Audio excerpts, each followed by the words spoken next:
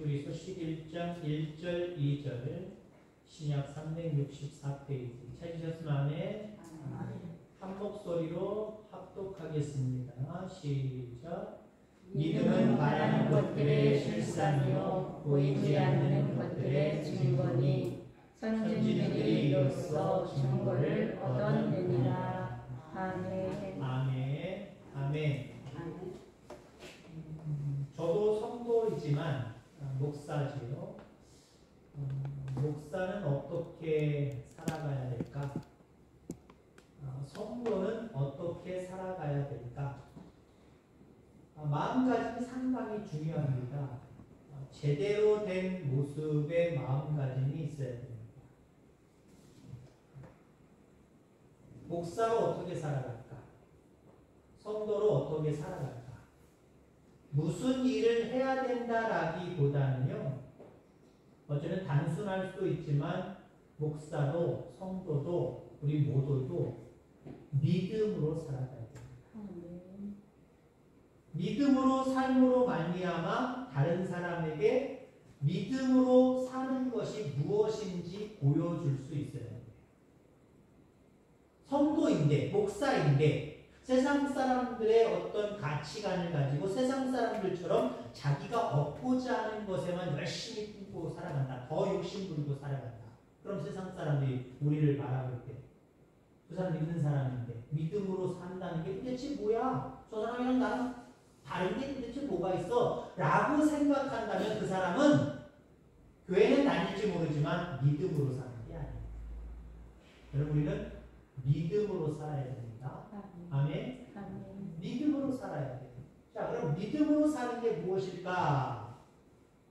그냥 주님 따라 살면 되는 거예요.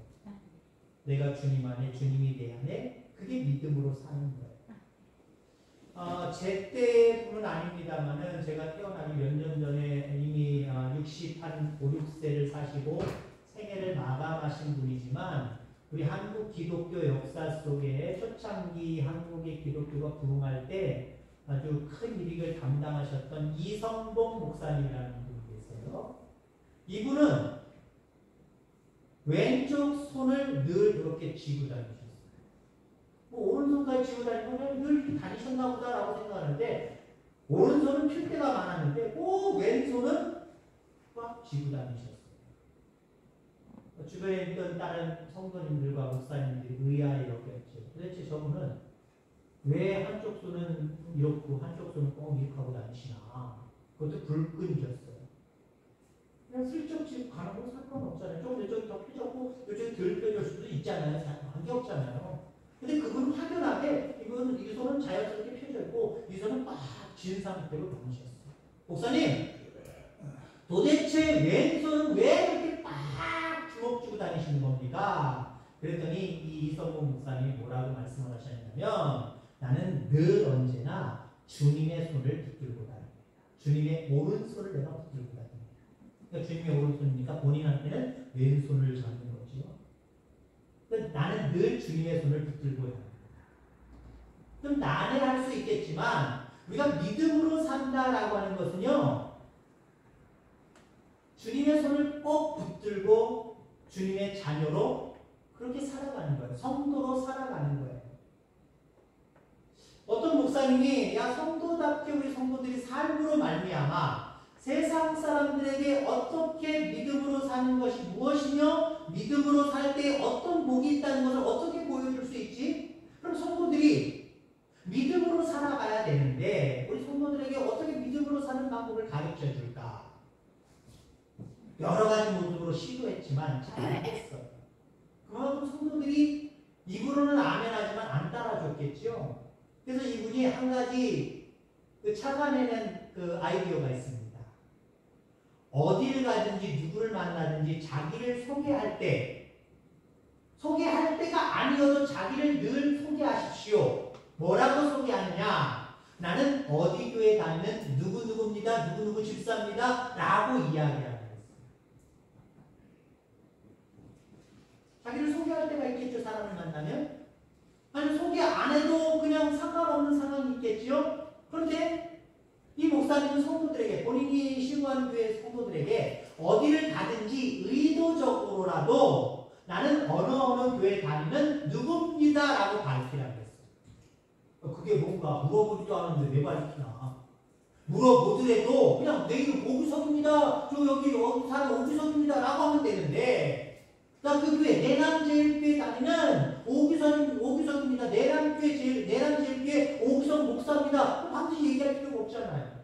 목회자들끼리 만나든지 믿는 사람들끼리 만나든지 교회 대 교회 뭔가 활동할 때든지 라고 하면 당연히 그렇게 해야 되지만 평상시에 마트 가서 어디 가서 어디 들려서 뭘 얘기할 때 내가 소개할 일도 없지만 이 목사님은 성도들에게 자기 성도들에게 본인이 신고하는 교회 성도들에게 반드시 어딜 가든지 만나는 사람들에게 나는 어느 교회에 다니는 누구누구 집사요 누구누구 권사요 라고 이야기하십시오 라고 했답니다. 의아해하는 분들도 있겠죠. 그렇게 하면 부흥과 무슨 관계가 있습니까? 그런다고 부흥이 되는가? 오히려 그 시간에 교회 와서 기도하고 성경 보고 그게 훨씬 더 낫지. 물론 그게 안 낫다는 게 아니에요. 낫죠. 늘 항상 하나님의 말씀을 주야로 묵상하시기 바랍니다. 될 수 있으면 기도 시간을 정하여서 골방이든지 교회 오셨든지 기도하시길 바랍니다. 근데 이 목사님이 가르쳐준 대로 성도들이 몇 사람이 따라하기 시작을 하면서 서서히 교회가 불붙기 시작하면서 부흥을 하기 시작해요. 왜 그랬을까요? 나를 밝히는 게 참 중요해요. 나 예수 믿는 사람이고 여기 내남제일교회 다니는 어떤 집사고 권사고 장로고 라고 이야기해 보십시오. 물론 동네 사람들 내가 언제 물어봤나? 내가 언제 궁금해했나? 라고 하죠. 저 사람은 목사래. 저 사람은 장로인데 저 사람은 집사님이래. 권사님이래. 그렇게도 보겠지만 내가 어때요? 자세가 달라져. 삶의 자세가 달라져. 말이 달라져. 그렇지 않겠습니까? 나 어느 게 목사요? 그랬는데 제가 가서 어디 마트 가서 깎아달라고 동네 사람이랑 그 주인이랑 막 실민이를 벌일 수 있겠습니까?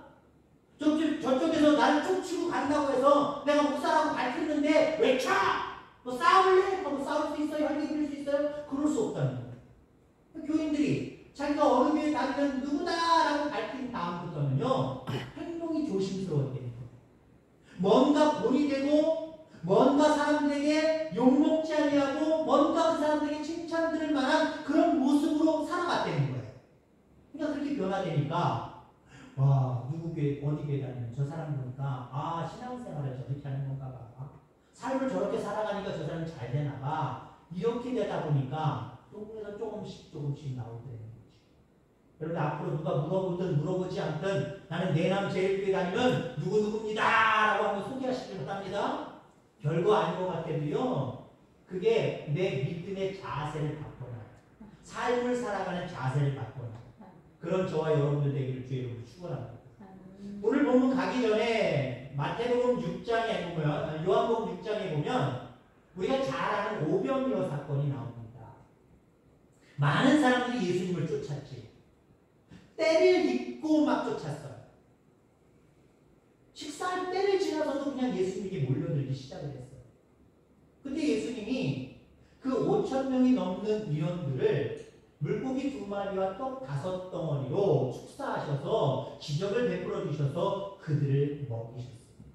놀라운 일이 일어난 거예요. 그 사람들, 거기 예수님의 말씀을 들으려고 모였던 많은 사람들에게는 엄청난 기적의 사건이 벌어진 거예요. 이게 뭐지? 야, 대단하시네? 그래서 예수님을 쫓기 시작을 합니다. 예수님을 쫓기 시작하는데 그 다음날 또 예수님의 말씀을 좀 받아야 되겠다. 예수님이 무슨 또 기적을 베푸시나 봐야 되겠다. 몰려왔어요. 몰려왔는데 예수님이 없어요. 예수님이 그 갈릴리에서 건너편으로 가셨어요. 에이 포기해야지. 언제 떠나셨대? 나를 포기하지 않았어요. 그 무리들은요 쫓아갔어요. 오늘 제목처럼 대단한 팬심 아닙니까? 예수님을 대단히 좋아하는 무리들 아닙니까? 예수님이 어디를 가시는지 쫓아왔다니까요. 쫓아오다 보니까 시간이 또 그만큼 지났겠지요.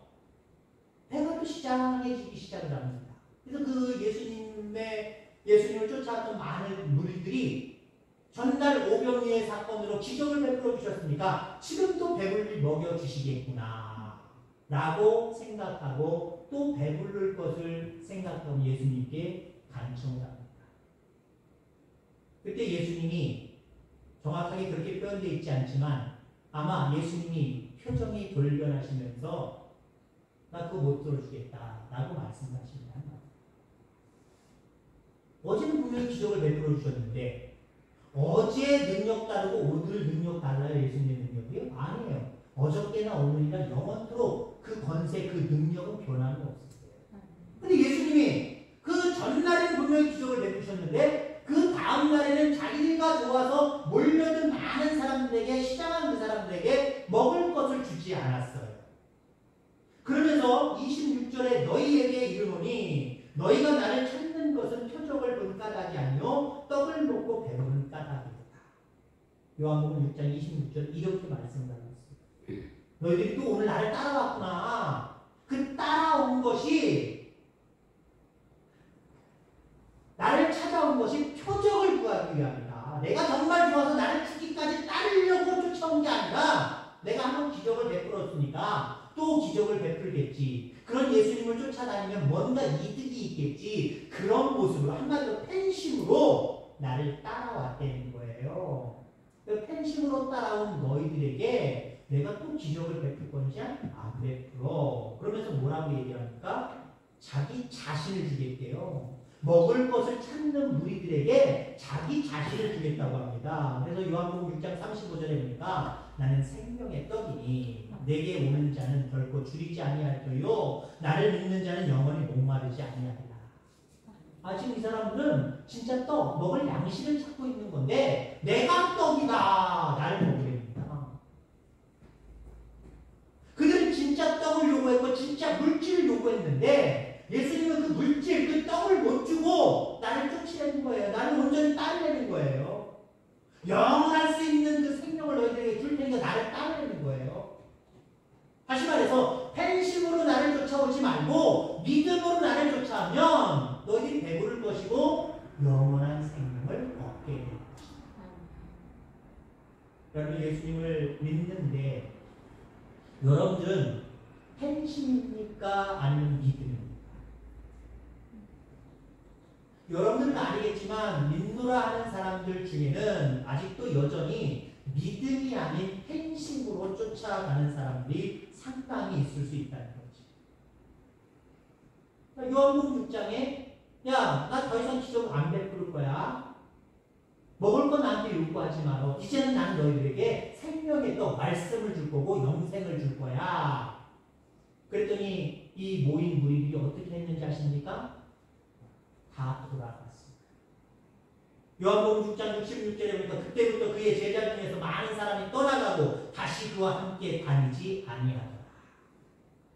기적을 베풀었고 그것을 본 무리들이 또 기적을 베푸시겠지. 뭔가 나한테도 떨어지는 동물이 있겠지. 그래서 팬심으로 쫓아갔는데 예수님이 더 이상 기적을 베푸시지 않아요. 그들의 필요를 채워주시지 않아요. 그래서 이 사람들의 마음이 확 변해서 다시는 쫓지 아니했다. 여러분도 젊었을 때 어떤 연예인들을 향해서 팬심을 가져본 적이 있으십니까? 근데 이 팬심은 어때요? 시간이 지나면서 싹 사그러드는 거예요. 몇 주 전에 우리나라 유명한 축구선수 유럽에서 활동하는 손흥민이가 왔다 갔죠? 잘 모르셔도 돼요. 내용 자체만 들으셔도 돼요. 그의 토트넘 축구팀이 세계에서 거의 손가락 안에 드는 이 축구팀이 우리나라로 와서 훈련하고 우리나라 대표팀과 또 다른 나라 대표팀과 다른 나라의 프로팀과 시합 2번을 하고 간단 말이에요. 난리가 아니었어요. 공항에서부터 가는 날 공항까지 엄청난 인파들이 몰려들었고 2번 경기를 치르는 동안 10만이 넘는 관객들이 인터넷 판매를 하면서 20분 만에 동의할 정도였어요. 우리나라 인구가 약 5,500만이 아닙니까? 근데 손흥민이 소속되어 있는 토트넘 편이 1,200만 명입니다. 그 토트넘 관계자들이 몰래 자빠졌어요. 야, 대한민국에 이렇게 우리 편이 많았어. 우리의 팬이 많아서 대단히 놀라워했지. 근데요, 이거 쑥 사그러듭니다. 언제 사그러들까요? 손흥민이 그 팀을 떠나면 사그러들어요. 이루어서 은퇴하면 산으로 들어. 이거 몇 년 안 가요. 3, 4년, 4, 5년? 아니면 1, 2년 만에 다른 팀으로 옮겨서 몇 달 만에 다른 팀으로 옮겨서 상으로 될 수도 있어요. 그럼 젊었을 때 좋아하는 연예인 누구셨습니까? 여러분이 연배 때로 따지면 뭐 최고라, 뭐 상이자, 그죠? 여러분 젊었을 때는 그런 분들 나오는 드라마는 내용 보지도 않고 그거만 보려고 그러셨잖아요. 여러분 오빠 했는지 모르지만 최고라는 그런 오빠 하는 그런 마음도 혹시나 있었습니까? 근데 어때요? 팬심은요 금방 변화되게 되겠어요. 내 스스로도 변하지만 또 그 사람이 인간인지라 잘못된 행동을 하고 잘못된 행동이 신문지상에 나오기 시작하면 어머 내가 좋아하는 그 팬인 그 사람이 그래서 나쁜 사람이네. 아니 나 그 사람 더 이상 안 좋아해. 팬심은 금방 변하게 됩니다. 젊은 여학생은 청년의 남자 연예인을 주로 좋아하고 뭐 반드시는 아니지만 젊은 학생 남자는 또 여자 연예인들을 좋아합니다. 근데 만약에 제가 어렸을 때라고 생각해보세요. 좀 젊었을 때 장가 가기 전에 제가 좋아하는 여자 그 연예인 팬심을 가지고 있는 연예인이 있는데 이 연예인과 제가 결혼할 것도 아니잖아요. 그죠? 근데 이 여자 연예인이 다른 남자 만나서 시집을 갔대요. 그 다음부터 나 이 여자 안 좋아해. 이게 보통 우리들의 마음이에요. 자기가 결혼해서 데리고 살 것도 아닌데 그 여자가 시간이 돼서 성숙해서 다른 남자 만나서 잘 시집 갔는데 내가 왜 삐집니까? 팬심은 그런 거예요. 별것도 아닌 것 같고 삐져버리는 거예요. 별것도 아닌 것 같고 쫓아다녔지만 좋아했지만 쫓아다니지 않는 거예요. 좋아하지도 않는 거예요. 오히려 어쩌면 원수처럼 이제는 팬심이 떠나는 원수처럼도 생각하는 거예요. 예수님도 마찬가지죠. 기적을 베풀어서 자기들에게 뭔가 유익이 되니까 팬심을 가지고 쫓아갔더니 더 이상 기적을 베풀지 않겠다고 이상한 말씀만 하시는 거예요. 나 더 이상 예수님 안 쫓아다녀. 나 예수님 안 좋아할래? 그 정도입니까? 그거보다 더 했잖아요. 나중에는 예수님을 죽여라! 그 무리 중에 여기 쫓아다녔던 사람 없을까요? 대부분 그 사람들이에요. 팬심이 변화되니까 어때요? 원수처럼 생각하잖아요. 예수님을 죽일 놈 취급해서 십자가에, 물론 하나님의 뜻이지만 죽일 놈으로 취급해서 십자가에 내걸잖아요. 팬심은 그런 거예요. 여러분 신앙생활을 팬심으로 하지 마시기 바랍니다. 나한테 뭔가 기적과 은혜를 베풀었으니까 그 은혜 때문에 내가 교회 다니고 예수님 좋아하지. 그거요 시간 지나고 좀 마음만 변화되고 상황이 변화되면요 이거 쑥 식어질 수 있어요. 신앙 그렇게 하면 안 돼요. 신앙사 그렇게 하면 안 돼요. 믿음으로 해야 돼요. 믿음, 날 구원하여 주셨기에 라고 하는 그 믿음으로 그 신앙생활을 여러분들 이어갈 수 있게 되기를 주의 이름으로 축원합니다. 자, 믿음으로 사는 것은 그래서 여러분들 끝까지 따라가는 거예요. 중간에 변화되어서 이제 다른 것을 종용해버리는 거 이건 팬심이에요. 믿음으로 산다는 것은요 끝까지 주님의 손을 놓지 않냐고 이성봉 목사님처럼 끝까지 주님의 손을 놓지 않냐고 주님 손잡고 적어도 내 생의 마지막까지 가는 거예요. 자, 그러면 우리가 믿음으로 살면은 어떤 복이 있느냐, 어떤 삶의 변화가 있느냐, 두 가지만 이야기하려고 합니다. 우선 우리가 믿음으로 살면은요, 구원의 감격을 누릴 수가 있어요. 드디어 본문으로 왔네요, 처음으로. 믿음은 바라는 것들의 실상이요. 실상이라는 말의 반대말은 허상입니다. 물체가 없는 것, 그게 허상이에요. 실상은 실제로 존재하는 어떤 모양, 실제로 존재하는 어떤 그걸 우리가 실상이라고 보통 이야기를 합니다. 믿음은요, 바라는 것들을 정확하게 보게 만들어요. 그럼 여기서 바라는 것들을 정확하게 본다. 뭘 바라는 것들을 정확하게 봐요? 내가 원하는 미래? 물론 그것도 바라보게 하지만 여기서 말하는 믿음은 바라는 것들의 실상이요. 내가 뭘 바라볼 수 있게 만들지 믿음은 구원을 바라보게 하는 거예요. 여러분 진정으로 믿음이 있어서 구원을 바라보는 사람들은요. 쉽게 실망하고 실족하고 주님 손 놓아버리고 휙 돌아서지 않아요. 왜요? 그 주님 안에서 구원을 보기 때문에. 영원한 생명의 날을 보기 때문에 그래요.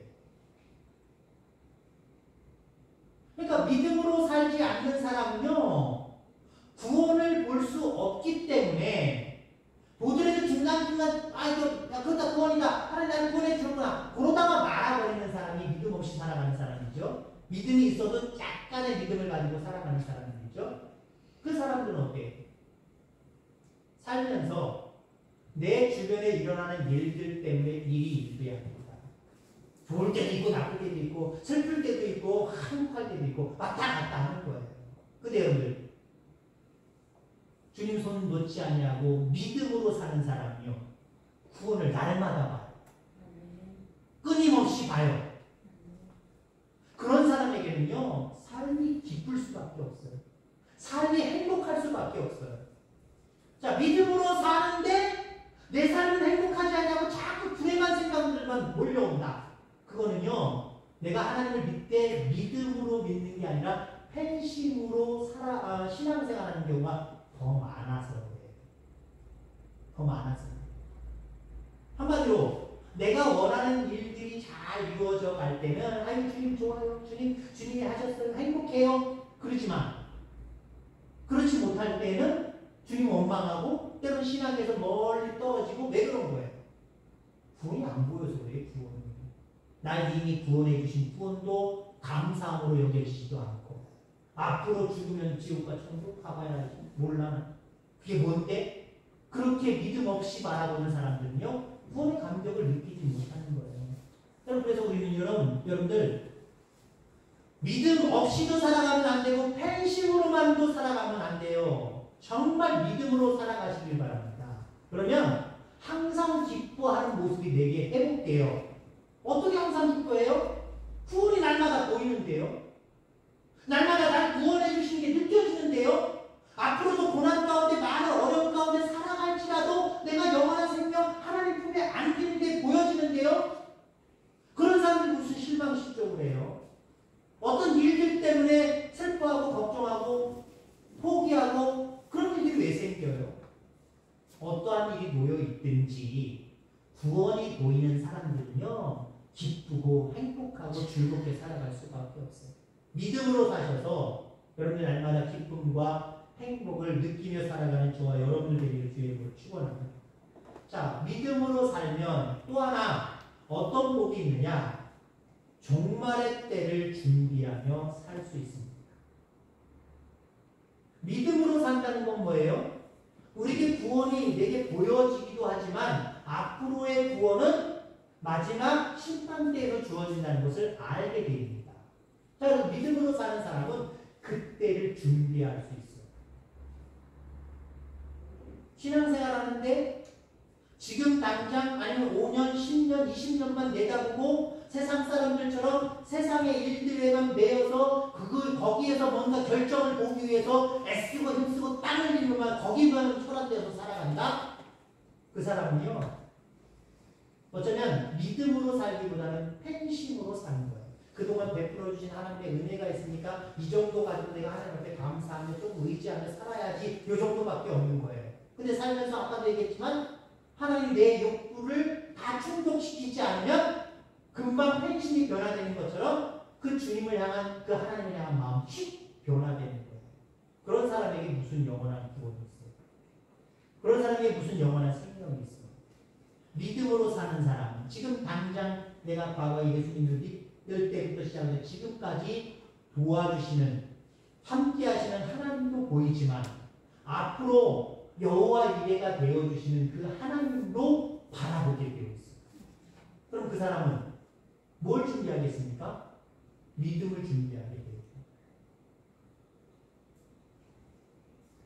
믿음으로 살아서 영원한 생명의 나라에 대한 어떤 준비 없이 살아가는 사람들은요 참 불행한 사람들이에요. 요즘 시대 살아가면서 여러분들 앞으로 노년을 지금도 전제 노년을 지내고 계신 분도 있지만 젊었을 때 어떠셨습니까? 내가 노년을 잘 보내기 위해서 어떤 준비하는 거 있으셨습니까? 물론 여러분들 우리 성도님들 세대에는 그런 거 준비 거의 못 하신 줄 압니다. 왜요? 뭐 사랑의 방법이 좀 다를 수도 있겠지만 지금의 부모님들은 자식을 안 사랑한다 그건 아니에요. 지금의 부모님들도 젊은 세대의 부모님들도 자식을 사랑하는 건 매한가지예요. 근데 아무튼 옛날 여러분들 시대 속에서 자녀를 사랑하는 것은 무조건 나를 양보하고 자녀들에게 다 나누어 주는 것, 자녀들에게만 주는 것, 여기에 보통 사랑의 모습이 있었지요. 지금 많이 변화됐잖아요. 가지고 있어도 내 노년을 위해서 가지고 있지 너를 위해서 안 주는 자식들에게 딱 금방 주지 않잖아요. 어찌됐든 간에 여러분들 노년이 준비된 사람과 준비되어지지 않는 사람은요 노년에 가서 결판 나는 게 아니라요 지금 이 시대 속에서도요 뭔가 달라진다니까요. 제가 두 교단을 섬겨왔습니다만은 나사렛 선결교단에서는 워낙 군소교단이었고 저도 그때는 농촌 목회를 중심으로 농촌 목회자가 돼야 되겠다라고 하는 모습으로 농촌에 들어가서 첫 목회를 시작하면서 생활이 대단히 어려웠어요. 그러니까 저도 그때는요 뭐 제 믿음이 변화된 건 아니에요. 그때는요 나중에 은퇴 생각도 안 했지만 은퇴 얘기 나오면 하나님 알아서 하시겠지. 난 몰라. 지금 당장 내가 지금 쓸 돈도 그렇게 없는데 지금 당장 그냥 그렇게 은혜 가운데 살면 되는 거고 나중에 하나님이 알아서 하시겠지. 별 생각 없었어요. 근데 솔직한 얘기로 나이가 조금 들어가면서요 이게 나중에 걱정이 되기 시작을 하더라고요. 근데 저희 교단에 오면서 제가 2010년도 2009년도 12월 달부터 제가 연금을 들기 시작했어요. 우리 총회 연금을 들기 시작했어요. 물론 제가 개인적으로 처음엔 들기도 했습니다만은 지금은 교회에서 그 부분들을 여러 가지 복지 차원에서 도와드리고 계십니다. 100% 도와드리겠습니다. 여러분 이게 참 든든해요. 제가 믿음이 없어서일까요? 에이 목사님이 그냥 목회만 하다가 하나님이 알아서 그냥 하실 일이지 뭘 그런 걸 신경 아니요. 여러분 신경 쓸 부분은 신경 써야 됩니다. 그게 저한테는 어떤 때는 든든하게 느껴져요. 여러분들 하물며 물질적인 것, 목회자인 저도 물질적인 면에서 뭔가 준비되어지면 든든해지는데 여러분들 반드시 영원한 생명의 나라는 우리에게 도래합니다. 그 나라에서 하나님과 더불어 손잡고 천국에서 내가 살아가느냐 지옥에서 살아가느냐 이거 준비 잘 하셔야 되는데 지금 준비하는 거예요. 우리의 신앙생활은 지금 준비해 나가는 그 모습입니다. 그러면 여러분들 이건 잘 준비할 수 있게 되기를 주의 이름으로 축원합니다. 그러면요 영육이 든든해져요. 영육이 든든해져요. 뭐 거칠 게 없어요. 여러분 그렇습니다. 믿음으로 산다라고 하는 것은 영원한 생명의 나라를 예비하며 살아가는 거예요. 이 땅에 살아가면서 생각해 보세요.